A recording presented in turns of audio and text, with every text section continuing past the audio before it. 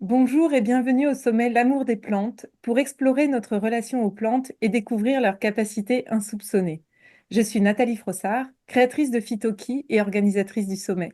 Et j'ai la grande joie aujourd'hui d'accueillir Laurent Hugli. Bonjour Laurent. Bonjour Nathalie, bonjour à toutes et à tous. Et en plus, tu te connectes de très loin, donc vraiment merci d'avoir accepté ce rendez-vous et ce partage que nous allons avoir. Alors, je vais te présenter en quelques mots et puis bien sûr, tu complèteras.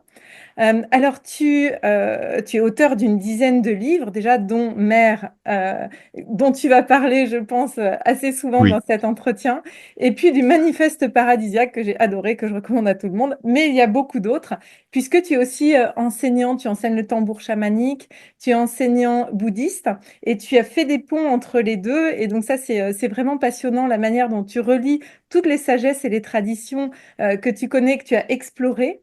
Et d'ailleurs, tu as été aussi beaucoup sur le terrain, tu y es en ce moment, mais tu je es suis sur le terrain à 10 000 kilomètres de distance. C'est à 8 heures de décalage horaire, hein, je ben précise. voilà, c'est super. Et donc, merci vraiment d'être d'être là. Et surtout qu'en plus, ça fait vraiment depuis le premier sommet que j'essaye de te contacter. Alors là, sur la mer, je suis tellement ravie que tu sois avec nous. Nous y sommes enfin, Nathalie. Donc, c'était le bon thème, en fait. Je crois qu'il fallait ça parce que les autres thèmes sur la transition, etc. Non, il fallait la mer pour que nous soyons C'est réunis ça. aujourd'hui. Et je dois avouer que je suis hyper timide et parfois très discret, question tout ce qui est interview, etc. Et parfois je rechigne à y aller. Et quand j'ai reçu ton invitation, là, je me suis dit non, mais là, là je peux pas refuser. Donc, je suis d'autant plus très heureux d'être là avec toi. C'est chouette, quoi. Eh ben, merci beaucoup. Alors justement, tu vas raconter un petit peu plus. Tu vas pouvoir nous dire quelle est ton histoire avec les plantes, parce que tu es né dedans presque. Et puis C'est ton ça. parcours t'y a ramené quand même de manière très très régulière jusqu'à y vivre. Donc, est-ce que tu peux nous raconter un peu tout ça? Oui, bien sûr, avec bonheur. Bon, je pensais un petit peu à cette histoire de plantes ces derniers jours pour me préparer à cette interview et je me disais que j'allais commencer en disant qu'en fait mes arrière-grands-parents étaient des plantes, ce qui fait que ça tombe bien. C'est le cas de tout le monde, hein. Donc sans les plantes, il n'y aurait pas de vie sur la planète Terre.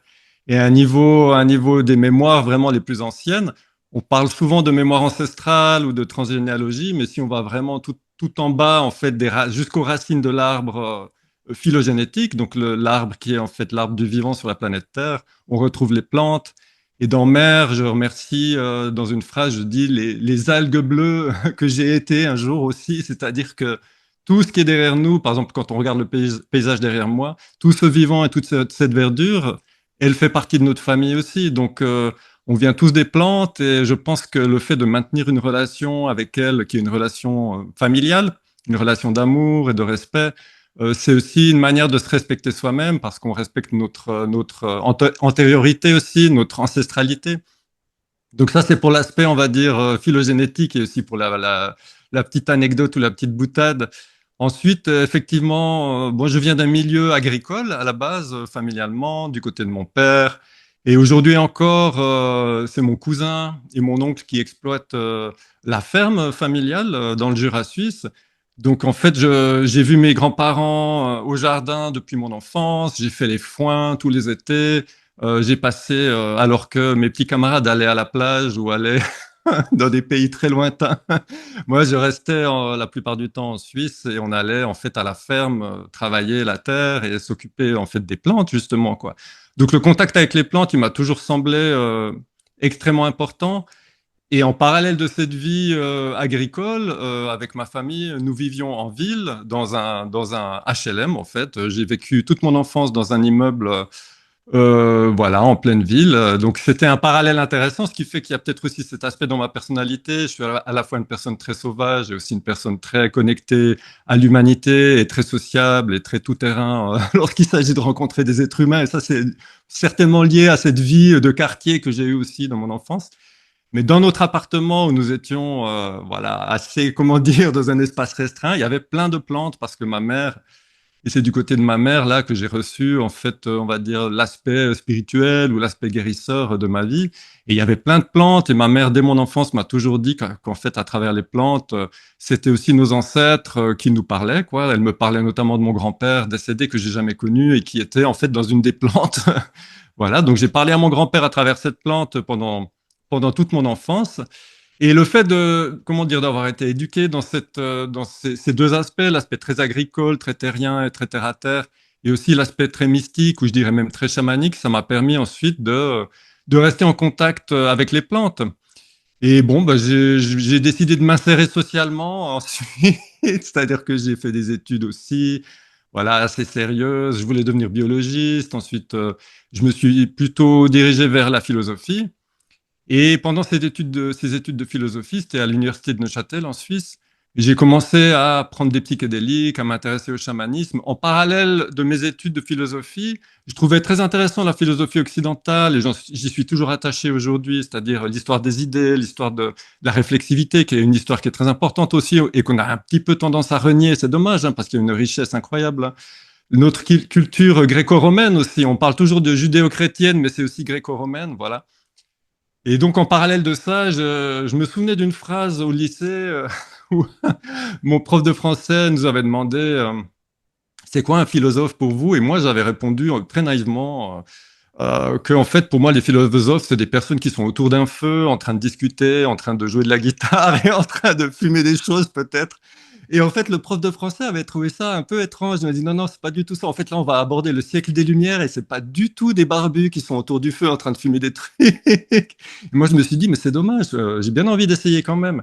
Et c'est là que je me suis petit à petit rapproché du chamanisme et que j'ai commencé à prendre des plantes, mais tout en parallèle, en maintenant l'aspect jardinage, l'aspect proche de la terre. Et je pense que c'est très important de combiner les deux.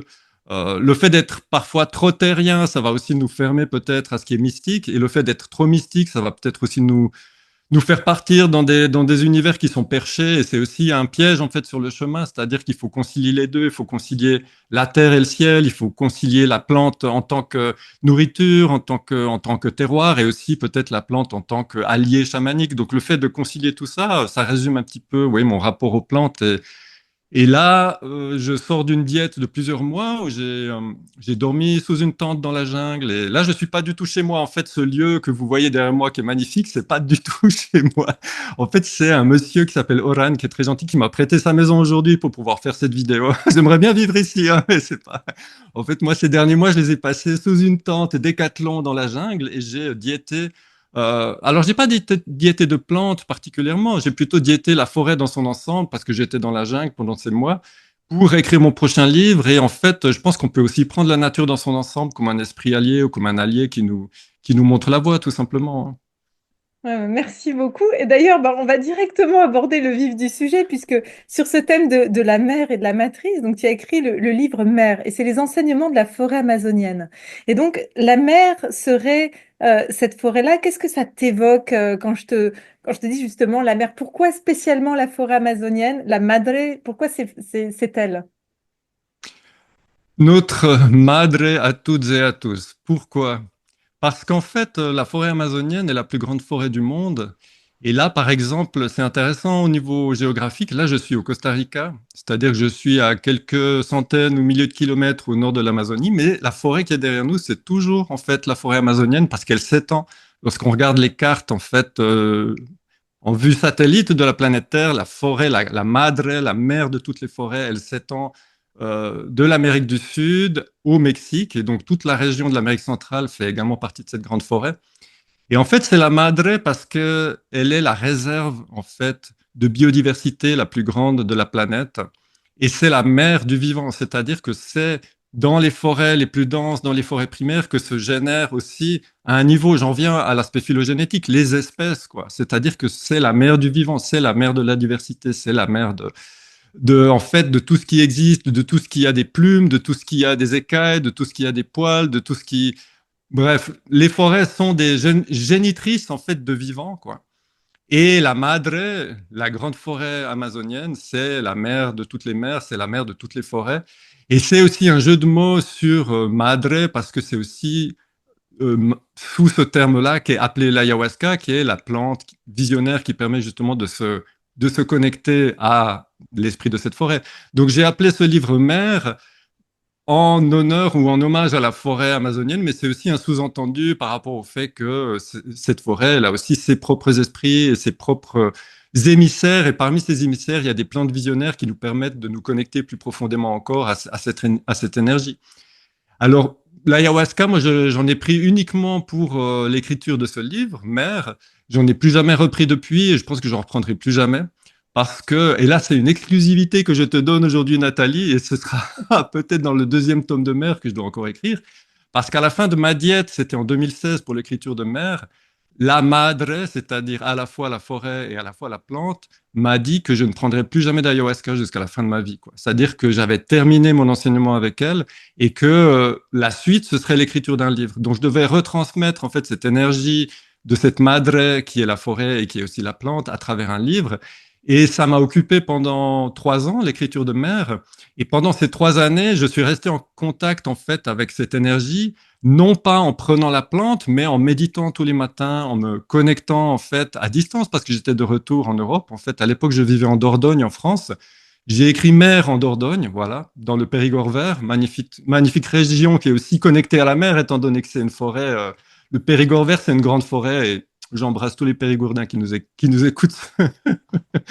Enfin bref, j'ai adoré cette région et ça m'a beaucoup inspiré pour me connecter, pour maintenir cette connexion en fait avec la forêt amazonienne sans forcément passer par la gestion de substances, etc. Enfin tout ça pour dire, et là c'est un petit peu mon côté bouddhiste qui ressort, que on peut faire ce travail aussi à travers la méditation, à travers le tambour aussi, de se reconnecter à ses forces. Et donc voilà pour la madre. Et cette madre, je l'aime de tout mon cœur. Et ce qu'elle dit dans le livre, qui est très important, c'est un petit peu le message central, c'est qu'elle nous aime comme ses enfants. C'est-à-dire que la forêt et toutes les forêts du monde ont une forme d'amour pour nous. Et ce n'est pas de l'anthropocentrisme, c'est-à-dire que c'est pas juste un délire mental, c'est vraiment quelque chose qui est perceptible lorsqu'on est en état de conscience affinée et qu'on est vraiment dans la diète, justement. C'est ça l'intérêt de la diète. La diète, c'est une période durant laquelle on se libère un petit peu de toutes ces choses qui nous empêchent de percevoir cet amour.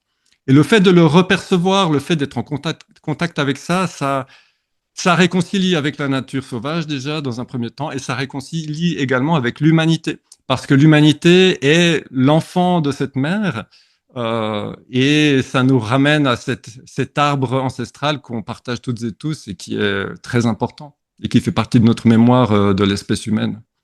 Et alors, c'est formidable parce que tu vois, quand les plantes m'ont demandé de faire ce sommet, elles m'ont donné aussi le titre L'amour des plantes, justement, qui voulait dire aussi bien l'amour qu'on peut avoir pour les plantes que l'amour que les plantes ont pour nous, finalement.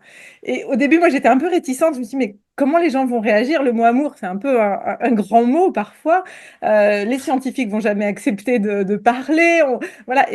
Et finalement, non, c'était vraiment leur demande, l'amour des plantes, mais justement avec cette alliance, cette réciprocité. Et alors, c'est intéressant parce que toi, tu parles beaucoup d'amour aussi dans ce livre. En tout cas, ça transparaît même dans le manifeste paradisiaque.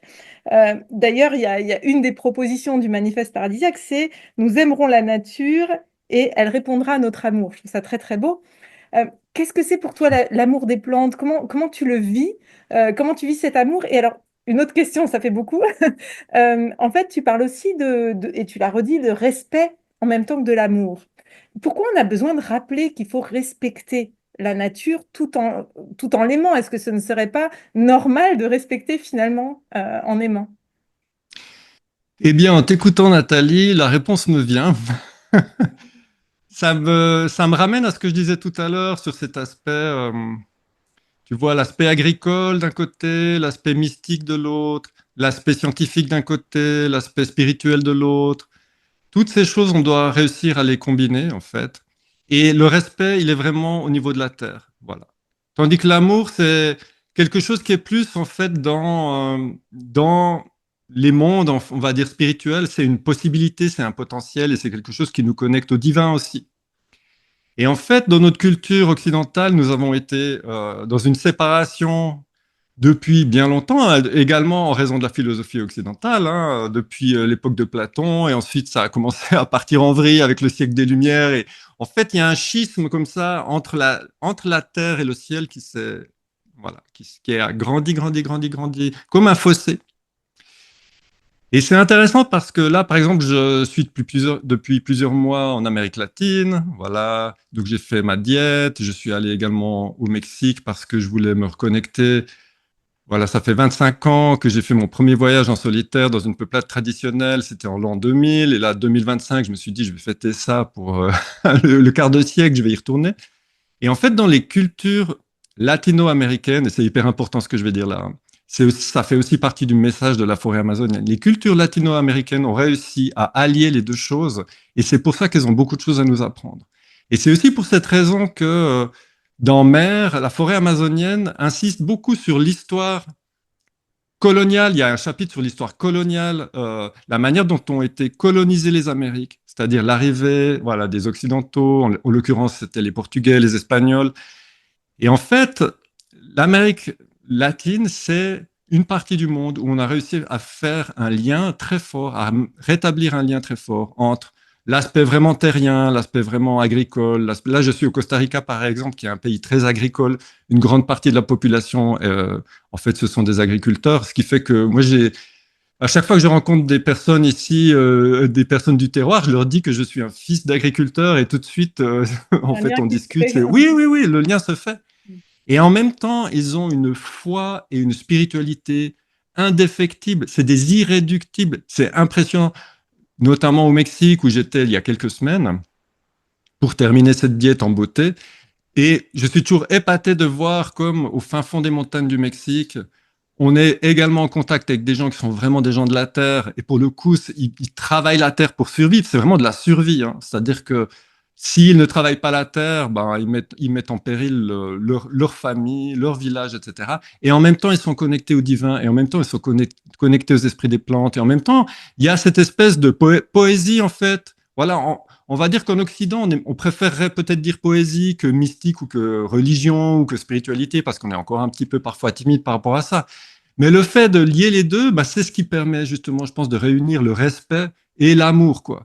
Parce qu'en fait, l'amour, on le connaît, c'est-à-dire que le concept et même la chose vécue, tant à un niveau, je dirais, en Occident, on est un petit peu, on a développé la notion d'amour dans les relations, on l'a développé également dans l'amour de la beauté, l'amour, voilà, des choses plus philosophiques, quoi.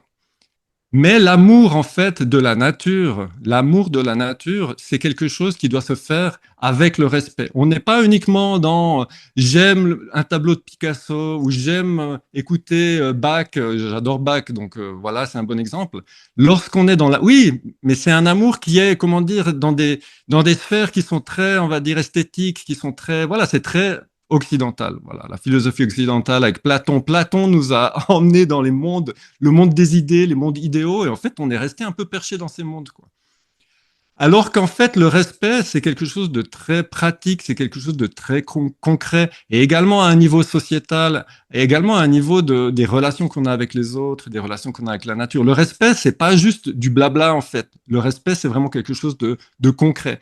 Et je trouve qu'il nous ramène justement à la terre. Et c'est pour ça que j'aime beaucoup le jardinage comme activité, non seulement, on va dire, de connexion à la nature, mais aussi comme activité de relation avec soi-même. Parce que lorsque je jardine, j'apprends à respecter la nature, j'apprends à me respecter également, j'apprends à respecter aussi la notion de temporalité, c'est-à-dire que la nature a une certaine temporalité.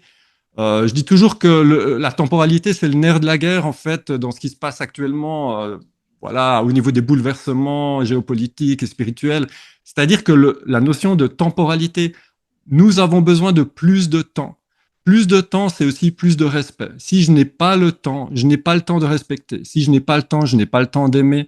Si je n'ai pas le temps, je n'ai pas le temps aussi de développer ma conscience. Et en fait, le fait de ralentir, ça va nous permettre peut-être justement de développer ce respect en parallèle de l'amour et que pour finir, voilà, ils vont fonctionner ensemble. Mais c'est très important effectivement de faire le lien entre ces différents aspects de notre personne qui ont été fragmentés en fait pendant des siècles. Et je pense qu'aujourd'hui, on en est à cette époque où on doit tout réunir et tout, voilà, tout remettre ensemble en fait, hein. Merci beaucoup.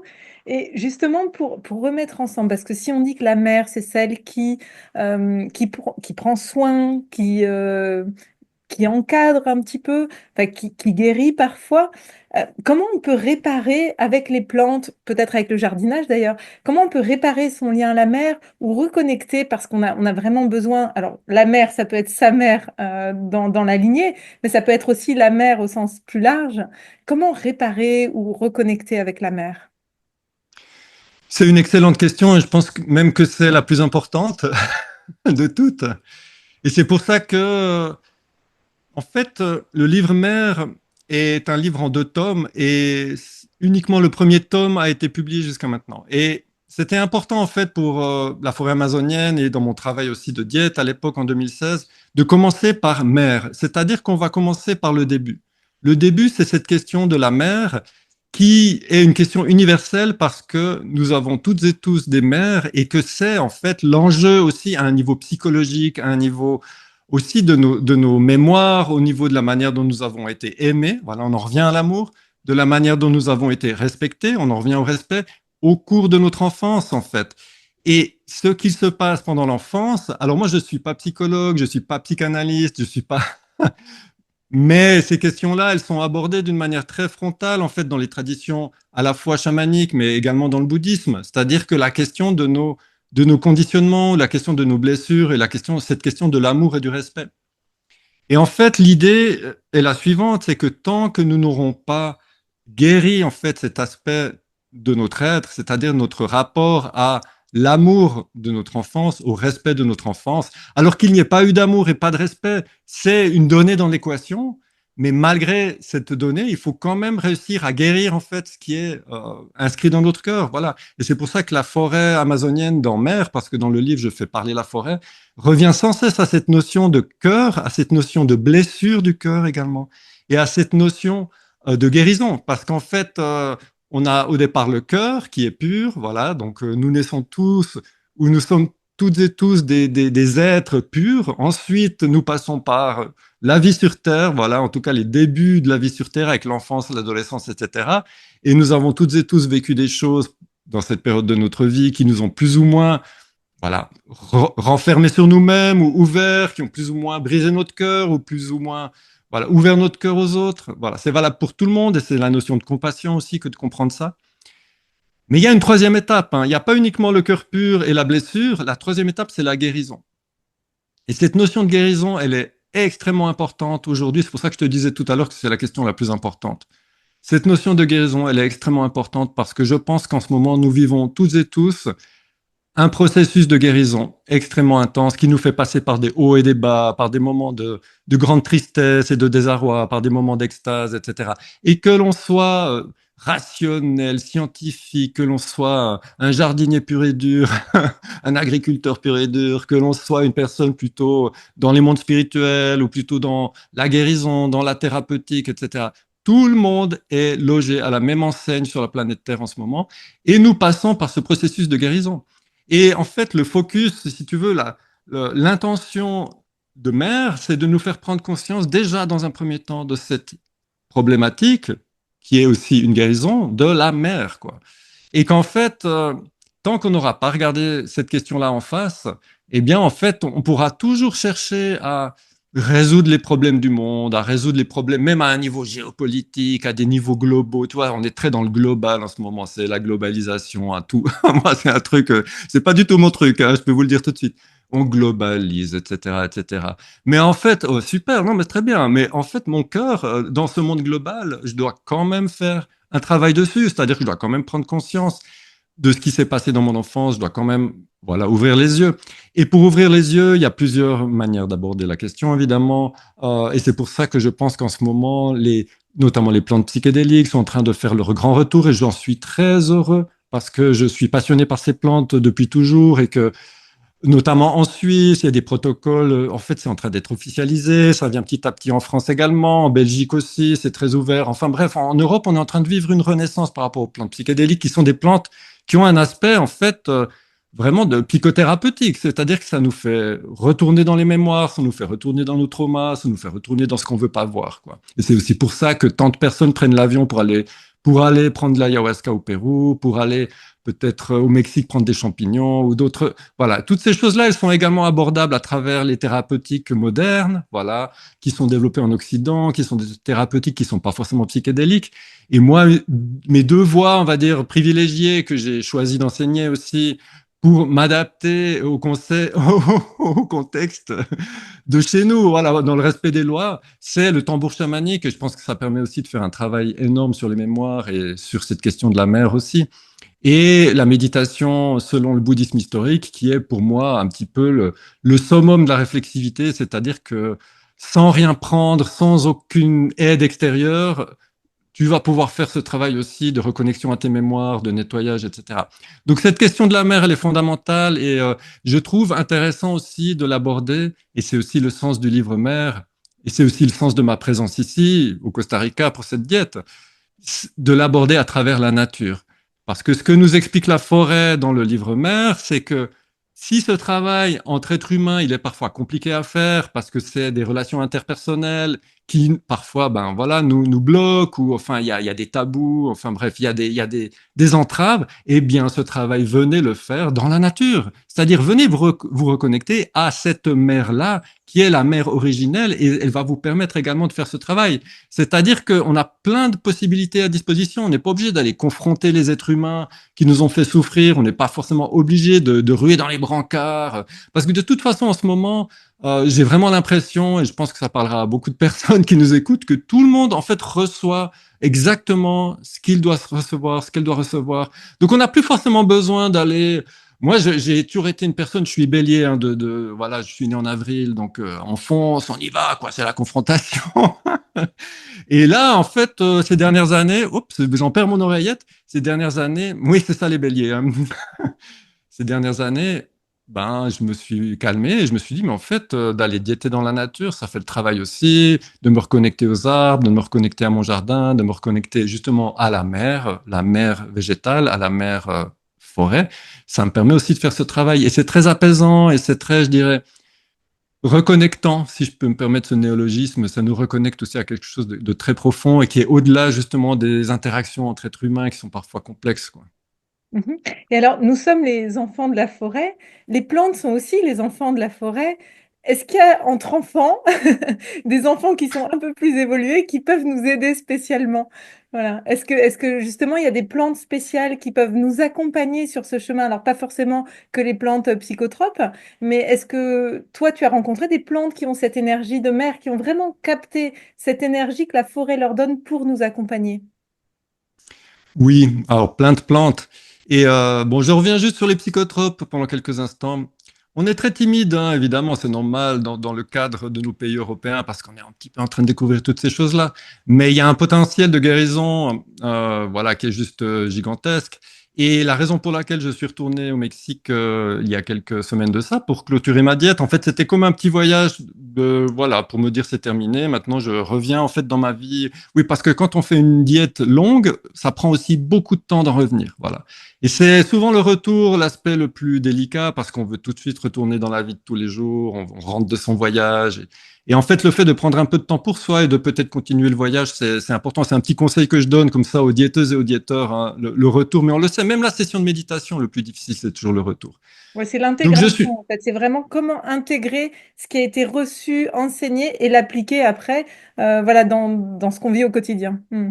Exactement. Et cette intégration, c'est toujours une bonne chose qu'elle ait lieu dans un contexte favorable, en fait, où on se fait pas trop perturber, voilà. Parce qu'on sait de toute manière qu'on va, à un moment ou un autre, revenir dans la danse, hein, la fameuse danse des relations sociales, de la vie professionnelle, etc. Donc, je suis allé au Mexique et en fait, c'était un pèlerinage pour moi parce que je suis retourné dans le village où a vécu Maria Sabina dans les années, dans le siècle dernier, quoi. Maria Sabina, ça a été la chamane mazatèque qui a ouvert, en fait, la prise de psychédéliques aux Occidentaux à l'époque, à la fin des années 50 et au début des années 60. Donc, mon compatriote Albert Hoffman, le découvreur du LSD, et Gordon Wasson, qui était un banquier américain passionné de champignons, ils sont allés à la fin des années 50, au début des années 60, ils ont fait plusieurs voyages ensemble à la rencontre de cette chamane. Et en fait, c'est ce qui a précipité aussi la révolution psychédélique des années 60, parce qu'à leur retour de ces voyages, il y a eu une série d'articles qui ont été publiés à l'époque dans des revues, notamment aux États-Unis, et ça a fait exploser en fait cette bulle. Avant le LSD, c'est-à-dire avant la grande explosion du LSD, il y a les champignons qui ont fait leur travail en fait de préparation, quoi. Donc, il y a une guérison qui a commencé à cette époque, qui était un petit peu chaotique à l'époque peut-être, et qu'on commence maintenant à maîtriser à travers des protocoles et à travers aussi une approche plus psychologique et plus clinique, ce qui est une très bonne chose. Voilà, pour certaines personnes, il y a besoin d'un cadre, etc. Donc ça, c'est l'aspect psychédélique. Et maintenant, je reviens à ta question. Oui, c'était important pour moi de le mentionner parce que j'ai vraiment beaucoup d'amour pour ces plantes et comment dire, se souvenir aussi de la chronologie des choses, c'est aussi. En ce moment, je travaille sur donc mon prochain livre et la notion de mémoire, qui ne sera pas tout de suite le tome 2 de Mer, je le précise, c'est un autre livre qui est issu de cette diète au Costa Rica, justement. Et en fait, il y a cette notion de mémoire. La mémoire, ce que disent les esprits dans ce livre, c'est que quand on perd la mémoire, on perd son âme aussi. C'est-à-dire que si on n'a pas la mémoire de la chronologie, moi je suis passionné par exemple de géopolitique et d'histoire. L'histoire de l'humanité, c'est extrêmement important, même s'il a été distordu, même si c'est d'autant plus passionnant d'essayer de trouver la vérité dans tout ça. Mais notre mémoire, c'est quelque chose d'extrêmement important. Voilà, je tenais à le mentionner. C'est pour ça que j'ai parlé de Maria Sabina et aussi de voilà du Mexique, parce que tout a commencé au Mexique. Hein. Mais c'est très intéressant parce que tu vois, moi, l'ayahuasca, quand j'en ai pris il y a un peu plus d'une dizaine d'années, j'y allais pour lui demander, avec l'intention de lui demander de travailler ma relation avec les plantes, ma relation subtile avec les plantes, parce que je savais que voilà, c'était une de mes missions. Et en fait, j'ai fait complètement autre chose. Et je lui ai demandé, mais pourquoi on ne travaille pas le lien avec les plantes? Elle m'a dit, ça, tu sais le faire toute seule, ça, t'as pas besoin de moi. Par contre, ce que je te montre, c'est quelque chose que tu n'irais pas voir toute seule. Et donc, elle m'a amenée dans des mémoires, dans des choses vraiment anciennes, primordiales à réparer, qu'effectivement, je n'aurais peut-être pas été voir toute seule. Donc, je suis d'accord avec toi, voilà, il y a vraiment, on a une richesse dans les plantes qui nous entourent, mais on a aussi une grande richesse à aller chercher chez ces plantes-là, en rencontrant ces plantes-là. Absolument. Et d'ailleurs, c'est une des phrases aussi de ce livre que je suis en train de terminer là. L'effet de surprise, c'est la marque de la qualité dans le travail chamanique. Hein. C'est-à-dire que si vous entreprenez un travail, un voyage chamanique, que ce soit au tambour, d'une manière sobre ou que ce soit avec des plantes, et si on vous emmène dans des espaces qui sont inédits, inattendus, surprenants, c'est que vous êtes dans la vérité. Si par contre c'est le truc qui est tout calculé, attendu, souvent en prenant des plantes aussi, j'ai toujours des intentions. Je me dis, tiens, on va travailler ça, etc. J'ai mon petit carnet de notes, là, super. Et en fait, au bout de 10 minutes, je suis dans un autre truc. Et en fait, on m'explique que, en gros, il y a un truc que tu n'as pas vu, là. En fait, la perspective, il faut la changer complètement pour que tu puisses voir, en fait, ce qu'il y a dans ton dos. Il y a vraiment cette notion voilà, on a des choses dans le dos qu'on ne voit pas. Et en fait, parfois, on doit tourner la tête à 180 degrés pour les voir. On doit se mettre la tête à l'envers, en gros, quoi. Voilà, bon, bref, pour utiliser l'expression consacrée. Mais pour en revenir aux plantes qui ne sont pas psychédéliques, bien que je pense que toutes les plantes sont psychédéliques, y compris les légumes, y compris le chou kale que j'adore. Dans mon jardin en Dordogne, j'avais fait plein de vidéos sur le chou kale. Je suis super fan du chou kale, qui est une plante incroyable, qui pousse dans toutes les terres, même à l'époque, je jardinais dans une terre hyper calcaire, hyper sèche. Étonnant pour un chou, hein, ça donnait des choux incroyables. Ça supporte le chaud, ça supporte le froid. Moins 25 degrés, plus 35 degrés, enfin bref. Voilà un exemple de plante qui est comestible et qui a un enseignement. C'est-à-dire que chaque plante a un enseignement à nous transmettre. Même la carotte. La carotte, c'est aussi une de mes chouchous. On va peut-être en parler plus en détail, je sais pas. Mais la carotte, oui, parce que j'adore les carottes. Donc, en fait, le semis de carotte, par exemple, c'est un enseignement à part entière sur la minutie, sur la patience, sur le fait que c'est pas un semis qui est facile à réussir. Donc, chaque plante a son enseignement et à un niveau, je dirais vraiment, au quotidien, on ne se rend pas compte de toutes les plantes qu'on consomme parce que les plantes sont la base de notre alimentation. Qu'on soit végétarien ou carnivore, ça n'a aucune importance. Mais le riz, les pommes de terre qui viennent d'ailleurs d'ici, historiquement, hein, ah oui, l'Amérique latine, tout ce qu'elle nous a apporté en termes de nourriture, mais enfin bref. Je vais en parler dans le tome 2 de Mer. Il y aura voilà, parce que la mer amazonienne souhaite qu'on rende hommage aussi à tout ce que nous a apporté l'Amérique latine en termes de, voilà, la tomate, rien que ça, hein, la pomme de terre, rien que ça, le maïs, rien que ça. Enfin, je veux dire, ah bon, rien que ça, oui, effectivement. Le Donc, cacao? prenons par le cacao. Oh mon Dieu, le cacao. Alors là, on est au pays du cacao, Costa Rica. Hein, C'est ça. Ouais, Pérou, Costa Rica. Ok. ouais, c'est ça. Ils en sont très fiers d'ailleurs, ils ont bien raison. Petite anecdote, la Vierge, en fait, la sainte patronne du Costa Rica, c'est la Vierge des Anges, Nuestra Señora de los Ángeles. Et il y a une basilique qui est comme la basilique de Lourdes. Et dans cette basilique, il y a une statue de la Vierge. Et au pied de cette statue, il y a en fait la plante du cacao qui est représentée sur l'autel. Non, mais c'est incroyable. J'en reviens à ce que je disais tout à l'heure. Dans les cultures latino-américaines, on arrive à faire du chrétien 100% pur, c'est-à-dire les gens sont à genoux à l'église, et en même temps, il y a des traces de chamanisme, il y a des traces entre guillemets, paganisme ou d'animisme. C'est-à-dire que tu auras une statue hyper voilà, chrétienne, religieuse, et au pied de la statue, tu auras des images du cacao. Il y a même un petit panier qui est gravé dans cette statue avec dedans. En fait, c'est un panier d'agriculteurs avec dedans tous les fruits qui sont récoltés. Et c'est une manière de remercier en fait le divin, de remercier la Madre une fois de plus pour sa prodigalité et pour sa générosité.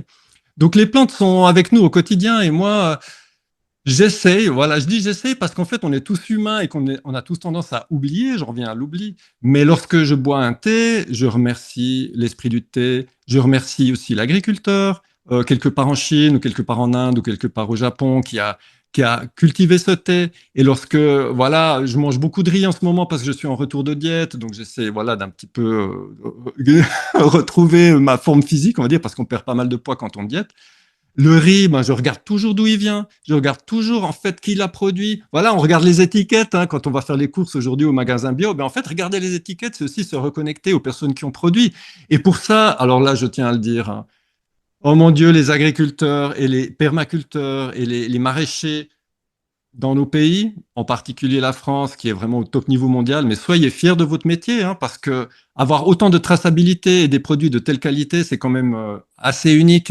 Et il faut le dire aussi, hein, ici en Amérique latine, c'est pas tous les jours facile de trouver la bonne petite tomate bio et le bon petit. On a une chance incroyable d'avoir eu des générations et des générations avant nous, ben, d'agriculteurs justement et de sélectionneurs qui ont en fait créé cette diversité d'arbres fruitiers, cette diversité de plantes et de nourriture et d'une qualité incroyable. Et là, je remercie justement toutes les personnes qui travaillent en bio, toutes les personnes qui sont connectées en fait au futur, parce que pour moi, c'est le futur. Hein, c'est ça le futur de l'humanité. Alors, j'arrête pas de te faire dévier des réponses aux questions, mais je trouve que Oui, mais c'est bien de j'arrête pas de rebondir, dévier de voilà, tes c'est un questions aussi. sujet. En fait, vraiment, parce que tu parles de gratitude et c'est tellement important. Et moi, ce que j'aime bien, c'est que tu parles de gratitude et de joie. Et c'est vraiment deux piliers qui me semblent extrêmement importants dans la relation, que ce soit aux plantes, à la nature, à nous-mêmes, pour vivre en paix finalement en tant qu'être humain. Est-ce que tu peux nous... Là, tu nous as beaucoup parlé de la gratitude et tu nous as montré même concrètement comment tu pouvais, toi, être en gratitude avec ces plantes. Est-ce que tu peux parler un peu de la joie? Je peux parler de la joie, oui. La joie, non, mais c'est très important. En fait, par exemple, dans le type de bouddhisme que j'enseigne, voilà, le bouddhisme historique, je fais partie d'une lignée que j'ai quittée, voilà, ces dernières années parce que j'avais envie aussi de m'affranchir un petit peu de mes anciennes racines. Voilà, ça fait partie du travail aussi de retrouver sa souveraineté. Hein. C'est un terme que je trouve très important en ce moment, la souveraineté. Et en fait, en compilant les textes bouddhistes de l'époque, je suis tombé sur des sutras dans lesquels le Bouddha explique l'importance du sourire et l'importance de la joie. C'est-à-dire que la joie est un des facteurs d'éveil. Donc en fait, le bouddhisme, c'est en fait une philosophie de vie dans laquelle il y a plein de listes à apprendre par cœur avec des facteurs d'éveil, des entraves, des trucs et des machins. Enfin, il y a un côté très intellectuel. Les facteurs d'éveil, c'est ce qui nous fait avancer sur le chemin. Voilà, les facteurs d'éveil, c'est ce qui nous fait avancer vers l'éveil, tout simplement. Et il y a un certain nombre de facteurs d'éveil qui sont mentionnés par le Bouddha, et parmi ces facteurs d'éveil, il y a la joie, quoi. C'est-à-dire le fait de prendre les choses avec le sourire. C'est-à-dire que le sourire, c'est une manière, en fait, de traverser les obstacles avec cette espèce de distance, pas de distance, mais peut-être voilà, on fait un pas de côté et on rigole de ce qui se passe. En fait, on se rend compte que bon, bah, c'est plutôt drôle, in fine, quoi. Et le fait de cultiver cette attitude, ça permet de développer la joie aussi. Et cette joie qui est très, je dirais, liée à la méditation et liée à la spiritualité, elle se retrouve aussi tout simplement dans le fait de côtoyer la nature. Et j'en reviens toujours. Ah, c'est vraiment. Là, je te fais du Laurent Hugli 100% pur jus, made in Costa Rica. C'est toujours la nature qui a le dernier mot. C'est-à-dire que c'est la nature qui nous met en joie. Voilà, moi, avant par exemple, bah, avant cette interview, je suis allé me promener dans la nature. Ce matin, j'ai enregistré le chant des oiseaux. Je vais en faire un podcast, un de ces 4 matins. Et en fait, ma journée, elle a commencé dans la nature, quoi, c'est-à-dire avec la joie. Mais ça peut aussi se vivre, et j'en parle dans Manifeste paradisiaque, parce qu'il y a des chapitres qui sont liés à la vie en ville aussi. Je n'oublie pas les citadins. Ayant moi-même été un citadin dans un HLM, etc. Non, mais oui, ça fait partie de mon chemin aussi. en fait, on peut se reconnecter aussi à sa plante verte, on peut se reconnecter aussi aux grands arbres dans le parc, on peut se reconnecter aussi à la nature de plein de manières, et même à travers la nourriture qu'on ingère, et de se souvenir de cette joie, c'est-à-dire de se souvenir du fait que on est toutes et tous ensemble, les plantes, elles sont avec nous aussi. Il y a une espèce de grande famille du vivant, et cette famille du vivant, elle est pleine de bonheur, en fait. Elle est pleine de bonheur, elle est pleine de joie. Et le fait de s'en souvenir, j'en reviens toujours à cette notion de se souvenir, le fait de s'en souvenir, ça demande peut-être un petit effort, l'effort juste, hein, on parle de l'effort juste dans le bouddhisme, c'est un terme qu'on n'aime pas trop en Occident, mais n'empêche que c'est un terme important quand même. Un petit déclic à travailler peut-être au quotidien, de se souvenir de ce qu'est la joie et de se souvenir qu'on a accès à la joie aussi à travers la nature. Et ensuite, ça se développe naturellement. Et c'est vraiment très important, très, très important, je pense. Ouais. Ouais, dans les autres mots qu'on n'aime pas trop, il y a responsabilité. Moi, je parle beaucoup de responsabilité joyeuse, tu vois, parce que justement, être responsable, ça peut nous procurer cette joie, surtout quand on est euh, au jardin ou dans la nature, quelle qu'elle soit. Donc, merci de Mais l'avoir rappelé. complètement. Et la responsabilité, je trouve ça, c'est génial que tu le mentionnes aujourd'hui, Nathalie, parce que c'est vraiment un thème que je travaille dans ma vie privée en ce moment. Voilà, je médite beaucoup cette notion de responsabilité, ça me parle beaucoup. Et ce que tu viens de me dire là, ben, je te remercie pour ce partage, parce que c'est un enseignement que tu viens de m'offrir, en fait. Je vais vraiment creuser cette question de la responsabilité pour percevoir la lumière dans la responsabilité et la force aussi qui se dégage de la responsabilité. Mais j'en reviens à ce que je disais tout à l'heure, c'est-à-dire que on vit toutes et tous une période où en fait la vie nous met face aux choses qu'on doit régler. Voilà. Donc c'est pas super simple, quoi. Et la posture de la responsabilité, je pense que c'est la meilleure posture en fait. La joie et la responsabilité, comme tu viens de le dire, c'est-à-dire qu'on doit vraiment comprendre qu'en fait c'est un petit peu un mantra en ce moment pour moi, c'est le game il est over, quoi. C'est-à-dire qu'on ne joue plus, on joue plus. Voilà, le jeu, il est terminé. Maintenant, c'est le réel qui commence à, en fait, s'emparer de nos vies. Et ce réel, voilà, il est plein de responsabilités, il est plein de joie, il est plein de gratitude. Il suffit de le prendre, en fait, sous cet angle-là et ça se passe bien, quoi. Oui, et ça, on est vraiment aidé par les traditions, justement, que ce soit les peuples autochtones qui ont intégré tout ça. Donc, voilà, c'est vraiment là aussi qu'on peut apprendre d'eux. Quand on parle de responsabilité joyeuse, d'ailleurs, on peut aussi penser à la mère, à ces qualités maternelles qu'on a. Et alors, ce que j'aime bien, c'est que dans ton livre, tu dis on les a tous et toutes en nous. Et ça, c'est vraiment quelque chose, j'adhère complètement. Ces qualités maternelles, comment on peut les développer avec les plantes? Alors, justement, on prenait l'exemple des semis de carottes. Tu disais, il faut être très minutieux.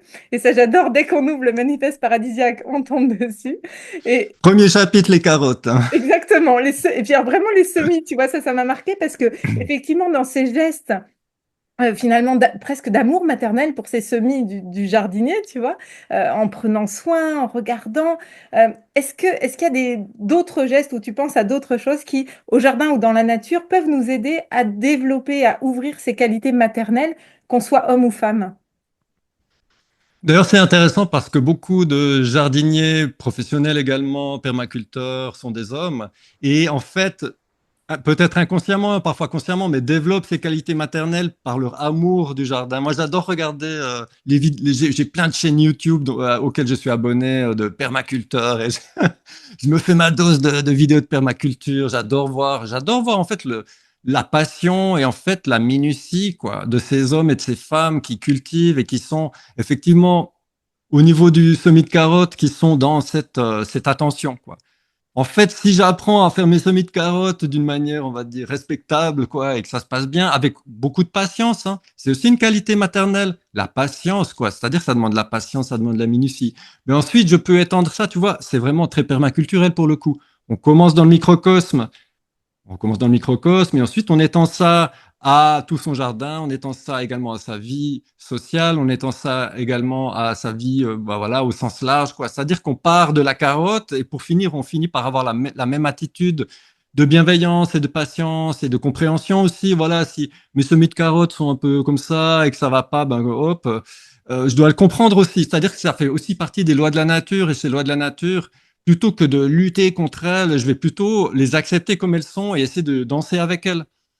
Et ensuite, oui, il y a plein de gestes. Bon, ben, il y a le grand classique que j'ai pas mal expérimenté pendant ma diète ici, qui est en fait, et j'en parle dans ce prochain livre, c'est le fait d'aller parler aux arbres, et le fait de toucher les arbres, et le fait de prendre les arbres dans les bras. Je sais que c'est hyper cliché, voilà, il y a même il y a un côté un peu, comment dire, Ok, ouais, on voit de quoi tu veux parler, Laurent, mais est-ce que vraiment ça fonctionne? Je vous conseille vraiment fortement d'aller parler aux arbres, d'aller faire des arbres vos amis.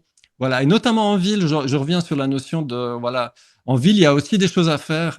Et lorsque je vivais en ville, il y avait certains grands arbres qui étaient mes alliés. C'est-à-dire que lorsque j'allais, par exemple, à l'école, voilà, sur le chemin de l'école à pied, eh bien, je touchais les feuilles de l'orme, par exemple, et je lui parlais tous les jours, en fait. Et à force de le faire, ça finit par devenir des potes. Et une fois que les carottes sont vos bébés et que les arbres sont vos potes, ben, en fait, on est sur le bon chemin. C'est-à-dire qu'on commence vraiment à ouvrir son cœur et à développer, en fait, ces petits gestes et ces attitudes qui sont très positives et très constructives. Parfois un peu folle, quoi. Mais moi, j'adore le côté foufou, hein. Pourquoi est-ce qu'on devrait être sérieux tout le temps aussi? Je veux dire, voilà, il y a plein de choses à faire et se souvenir que tout ça, c'est à notre disposition. C'est-à-dire que les plantes, la nature, elle attend que nous, hein. Et c'est aussi le message de Mère. Et c'est aussi le message de Manifeste Paradisiaque. C'est-à-dire qu'ils sont là, c'est quand vous voulez, hein. Je veux dire, venez nous rendre visite. Et j'ai vécu dans plusieurs régions. Je suis un petit peu un déménageur intempestif. Donc j'ai vécu dans plusieurs pays aussi, en Suisse, en France, etc. Aussi sur d'autres continents. Et dans chacune des régions, notamment dans le sud-ouest de la France, que j'ai bien arpenté, j'ai vécu près de Toulouse, j'ai vécu dans les Pyrénées, j'ai vécu en Dordogne, etc., etc. Ben, pour moi, me connecter aux esprits du lieu, c'est-à-dire aller faire la connaissance des arbres, humer la terre, aller faire la connaissance aussi, voilà, de ce qui se cultive. Voilà, chaque région a ses particularités. Les paysages sont différents, aussi les minéraux, c'est-à-dire l'aspect tellurique, etc. Toutes ces choses sont des choses auxquelles on peut se connecter et j'aime bien la notion de toucher, c'est-à-dire que c'est important de toucher. Voilà, d'où l'image de la personne qui prend l'arbre dans les bras ou qui hume la terre ou qui... Il faut toucher. Voilà, la nature nous demande de la toucher. Et c'est même le titre d'un... Ah ben ouais, il est juste là, donc c'est le manuscrit de mon prochain bouquin, voilà, qui Ah oui. s'appellera Amour, force et lumière. Mm. Et il y a un chapitre qui s'intitule Toucher. Toucher. Voilà, avec un point d'exclamation, c'est-à-dire qu'il faut toucher la nature, quoi. Il faut toucher les semis de carottes. Moi, j'adore faire les choses, pour en revenir au jardin, j'adore faire les choses avec les mains. Donc, j'ai le moins d'outils possible, quoi. Je creuse avec les mains, etc. Pour ressentir la terre, pour ressentir vraiment l'aspect tactile, en fait, le toucher, sentir le semis de carottes, sentir les feuilles, sentir... Voilà, je trouve que c'est très important. Et le toucher est très maternel, bien sûr, aussi. Ouais, tout à fait. On revient, tu vois, c'est la boucle. Et justement, dans les autres, alors, on ne parle pas plantes, mais si on parle un peu d'eau, parce que je sais que c'est un élément qui t'est cher aussi, et c'est vraiment cette fluidité qui vient donner bah, vie, en fait, que ce soit aux plantes, à la mer, c'est aussi très, on peut le relier à la mer également. Qu'est-ce que tu pourrais nous dire de l'eau et de la force de l'eau dans cette relation qu'on peut avoir aux plantes? Oui, ben l'eau, c'est la base de tout. En fait, c'est le grand enjeu. Même dans le Tao Te Ching de Lao Tzu, l'eau, en fait, correspond au yin, c'est-à-dire que l'eau, c'est ce qui part de la source et qui descend jusqu'à la mer. Donc, il y a une notion vraiment de... En fait, l'eau, c'est un élément qui accepte la gravité, c'est-à-dire que c'est un élément qui descend et qui se fond, en fait. C'est-à-dire l'eau prend la forme, en fait, qu'on lui donne. Donc, il y a vraiment un aspect philosophique dans l'eau qui est extrêmement profond. L'eau, c'est l'exemple parfait du yin, quoi. C'est le yin dans le Tao, hein. L'eau descend, l'eau suit la gravité, l'eau va dans la vallée, l'eau va nourrir la végétation, l'eau prend la forme qu'on lui donne, l'eau est la créatrice de la vie, etc. Et je pense qu'à un niveau un peu plus, je dirais, terre à terre, ou peut-être un petit peu plus, voilà, dans les enjeux actuels, la qualité de l'eau et le respect de l'eau, euh, de boissons par exemple, les nappes phréatiques, les sources, etc., c'est un enjeu global aussi, presque géopolitique. Et je pense que c'est très très important de se reconnecter à cette énergie-là et à cet esprit-là, parce que l'eau a besoin de nous en ce moment. L'eau a vraiment besoin de nous pour retrouver son sacré, parce que l'eau est mise à mal de toutes les manières possibles et imaginables. C'est vraiment une catastrophe, quoi. L'eau est polluée, il y a les pesticides, il y a des hydrocarbures, enfin tout. Mais même nos pensées négatives imprègnent l'eau. Enfin, je veux dire, l'eau, c'est vraiment un élément qui absorbe. Voilà, c'est le yin, hein, ça absorbe, ça prend tout en fait, quoi. Là, j'ai par exemple un verre d'eau. Je l'ai mis là parce que je me suis dit, tiens, j'aurais peut-être soif pendant l'interview, mais c'est aussi parce que nos bonnes énergies, là, de notre, voilà, tout à l'heure, je vais les boire, quoi. Donc, cette eau, je l'ai pas mise là intentionnellement dans l'idée de la charger, mais ce verre d'eau, il sera chargé par, en fait, notre conversation. Voilà, et par la présence de tout le monde, voilà, qui nous regarde. Et en fait, le fait de prendre conscience de ça, ça va, je pense, aussi décupler notre capacité à changer les choses dans le bon sens, parce que l'eau va nous montrer le chemin. Mais effectivement, je pense que l'eau, c'est un enjeu capital et crucial.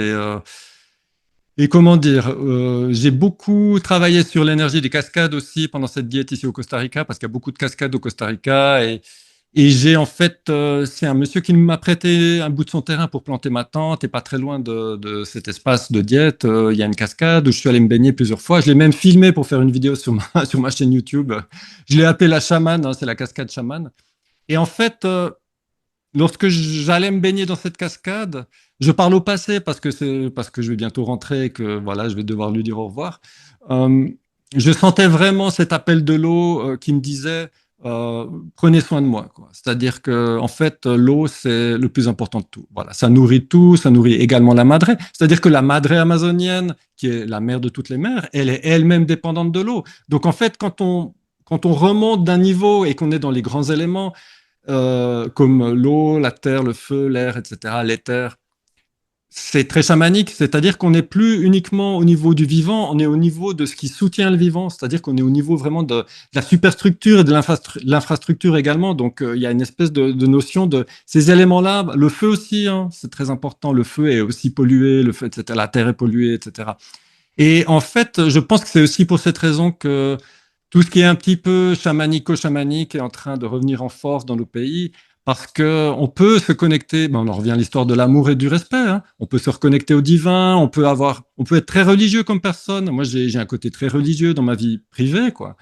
Mais il manque cet aspect de reliance aux éléments qui sont en fait les piliers du vivant, quoi. C'est-à-dire qu'on peut aimer Dieu, on peut aimer les esprits, on peut aimer l'amour, etc. Mais il faut aussi respecter les éléments. Et l'eau, ben l'eau, extrêmement important, très très important. Ouais, et justement, c'est intéressant parce que tu parlais de resacraliser l'eau. Et moi, les plantes m'ont demandé plusieurs fois de resacraliser les plantes. Et je pense que, est-ce que c'est pas un besoin global de resacraliser finalement notre environnement? Alors, tu en parles un peu dans Manifeste paradisiaque, dans Mère, enfin dans tes livres d'ailleurs.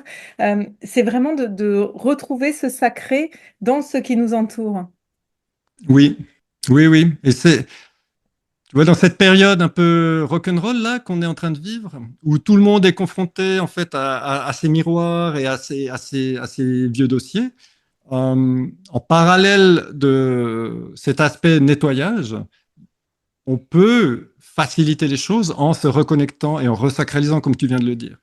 Et moi, à titre personnel, c'est aussi une de mes intentions pour cette année 2025 et pour les années suivantes, c'est que petit à petit, je me suis éloigné du sacré, je pense, même si ma vie professionnelle est complètement imprégnée de spiritualité et qu'en gros, en gros, voilà, entre l'écriture, l'enseignement, etc., je suis là-dedans. Mais au quotidien, j'ai envie de resacraliser également mon lieu de vie, j'ai envie de resacraliser ce que je mange, j'ai envie de resacraliser aussi mes relations avec mes proches. J'ai envie de remettre du sacré. Et en fait, le sacré, c'est quoi? C'est le respect. On en revient au respect. Et je l'explique aussi dans Manifeste paradisiaque pour les personnes qui sont très, on va dire, cartésiennes ou très terre à terre et qui n'aiment pas trop entendre parler de spiritualité ou de sacré. Le respect. Voilà. Le respect, ce sera notre religion, en fait. Ce sera la religion universelle. C'est-à-dire que le fin mot de l'histoire, c'est de respecter, quoi. Et lorsqu'on commence à respecter, ben, on peut rajouter justement de la beauté, et quand on rajoute de la beauté sur le respect ou un peu de rituel, bah, ça devient sacré, justement. Ouais, ouais. Donc, moi, je suis pour, hein, c'est ce qui est en train de se passer. Merci beaucoup. Alors du coup, notre audience, elle est quand même de gens qui aiment les plantes, a priori.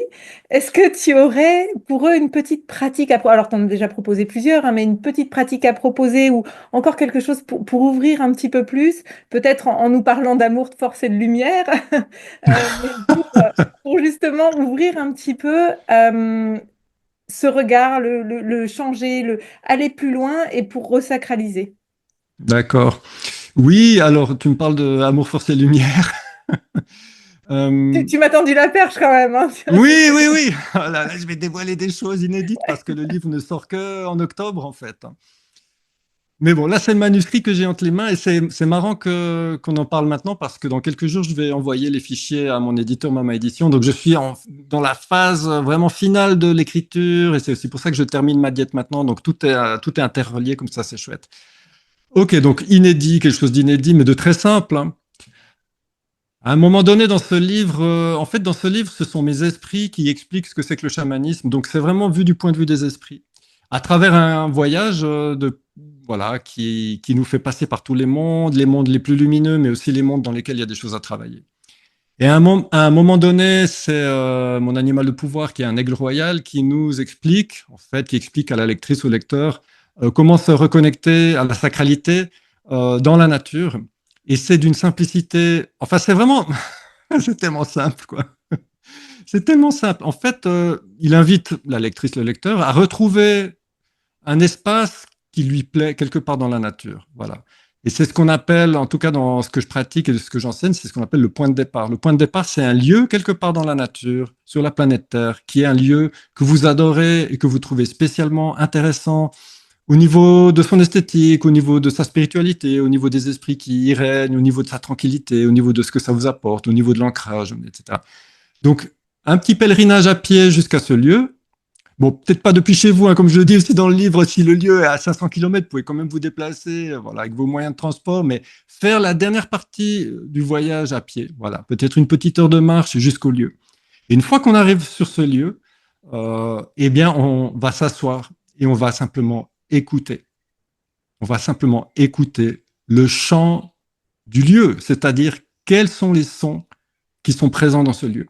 Et moi, par exemple, ce lieu, et je le mentionne dans le livre, le point de départ et qui a toujours été mon lieu d'ancrage, et c'est aussi là que j'ai commencé à prendre des champignons quand j'avais 20 ans, il y a 30 ans de ça, c'est l'étang de la Gruère, dans le Jura suisse. Donc je décris en fait le chemin pour aller jusqu'à ce lieu.